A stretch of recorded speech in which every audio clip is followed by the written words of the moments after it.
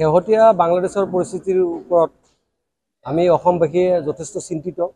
বিশেষকৈ আমি গৰিয়ামৰীয়া ডিচি জাতীয় পৰিষদে বাংলাদেশত থকা সংখ্যালঘু হিন্দুৰ ওপৰত যি আক্ৰমণ হৈছে শুনিছোঁ আমি মিডিয়াৰ যোগে বা প্ৰচাৰ বিভিন্ন ধৰণৰ মিডিয়াৰ প্ৰচাৰৰ দ্বাৰাই এই কাৰ্যক আমি ধিক্কাৰ দিছোঁ আৰু গৰিহণা দিছোঁ। আৰু অনতিপলমে কেন্দ্ৰীয় চৰকাৰে বিশেষকৈ আমাৰ প্ৰধানমন্ত্ৰী মোদী ডাঙৰলৈকে আহ্বান, অনতিপলমে অন্তৰ্বৰ্তীকালীন বাংলাদেশৰ চৰকাৰখনক হেঁচা প্ৰয়োগ কৰি এই কাৰ্য যাতে বন্ধ কৰাৰ কাৰণে এটা হেঁচা প্ৰয়োগ কৰে, তাৰ কাৰণে আমি দাবী জনাইছোঁ কেন্দ্ৰীয় চৰকাৰৰ ওচৰত।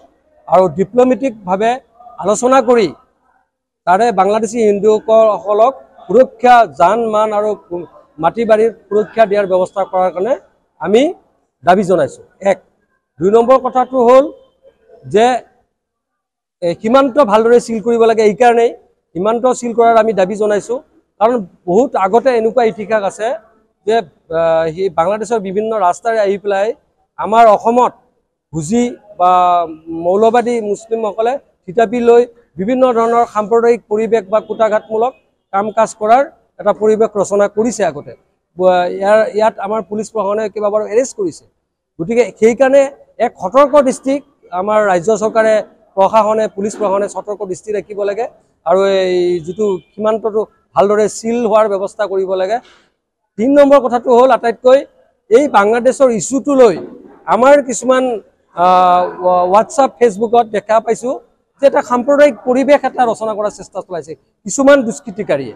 এছাম দুষ্কৃতিকাৰীয়ে সাম্প্ৰদায়িক কিছুমান বক্তব্য দিয়া, সাম্প্ৰদায়িক লিখা মেলা কৰাৰ এক পৰিৱেশ ৰচনা কৰিছে ফেচবুক, হোৱাটছআপৰ যোগেদি। সেইটো কিন্তু অসমৰ কাৰণে এটা বলিষ্ঠ কথা নহয়, এইটো মানে এটা শুভ লক্ষণ নহয় অসমৰ জাতিটোৰ কাৰণে। কাৰণ আমি কোনো ধৰণৰ সাম্প্ৰদায়িকতাকে আমি সমৰ্থন নকৰোঁ। ই মুছলিম মৌলবাদী হওক বা মুছলিম সাম্প্ৰদায়িকতাই হওক বা অন্য সাম্প্ৰদায়িকতাই হওক। গতিকে এনেকুৱা ধৰণৰ সাম্প্ৰদায়িক কাৰ্যকলাপবিলাকো অসমত বন্ধ কৰিব লাগে।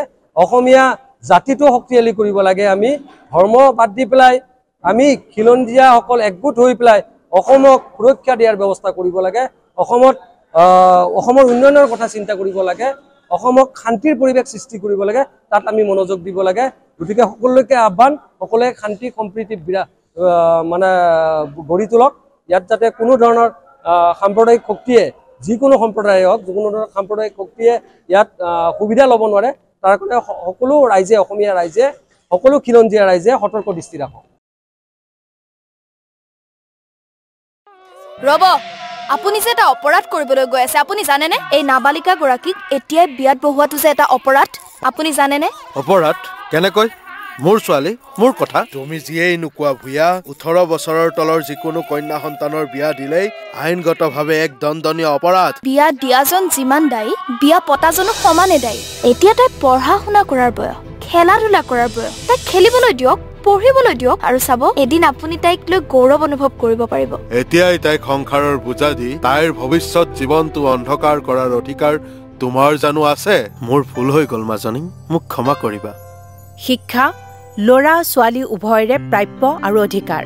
আপোনাৰ কন্যা সন্তানক তাইৰ এই প্ৰাপ্যৰ পৰা বঞ্চিত নকৰাব। বাল্য বিবাহ ভাৰতীয় আইনৰ দ্বাৰা বিহিত এক দণ্ডনীয় অপৰাধ। এনে অপৰাধ কৰি আপোনাৰ কন্যা সন্তানৰ ভৱিষ্যত অন্ধকাৰৰ মাজলৈ ঠেলি নিদিব। নমস্কাৰ, মই অজয় ফুকন আৰু এইখিনিতে সমূহ এনি ভাৰত চেনেলটোৰ যিসকল কৰ্মকৰ্তা আছে সকলোৰে মোৰ ফালৰ পৰা শুভেচ্ছা জ্ঞাপন কৰিছোঁ। অসমৰ আচলতে সংবাদ জগতত নতুনকৈ আচলতে এটি আত্মপ্ৰকাশ ঘটিছে আমাৰ নিউজ চেনেল এনি ভাৰত। আৰু এনি ভাৰতৰ এটা খুব ধুনীয়া এটা অনুষ্ঠান হ'বলৈ গৈ আছে। সকলোৱে জানে, আমাৰ সকলোৰে মৰমৰ হাৰ্টথ্ৰব জুবিন গাৰ্গৰ গানে কি আনে, আচলতে জুবিনদাৰ সেই গীতৰ আধাৰত আমাৰ হিৰুদাই লিখা সেই গীতটি গানে কি আনে, এই গানে কি আনে নামৰ এটি তেওঁলোকে সাংগীতিক ৰিয়েলিটি শ্ব' কৰিবলৈ গৈ আছে।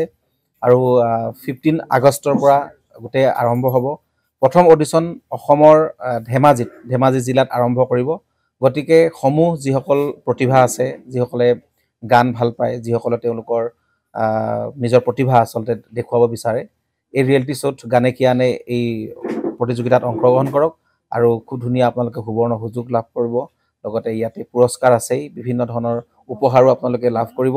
আৰু লগতে এগৰাকী প্ৰতিষ্ঠিত আচলতে এগৰাকী শিল্পী হিচাপে অসমৰ সাংস্কৃতিক জগতত আপোনালোক প্ৰতিষ্ঠা লাভ কৰিব গতিকে গোটেই অনুষ্ঠানটোলৈ মোৰ ফালৰ পৰা শুভকামনা থাকিল আৰু লগতে এই অনুষ্ঠানটোত আপোনালোকে অংশগ্ৰহণ কৰিব আমিও আছো আৰু সকলোকে আমি লগ পাম ধন্যবাদ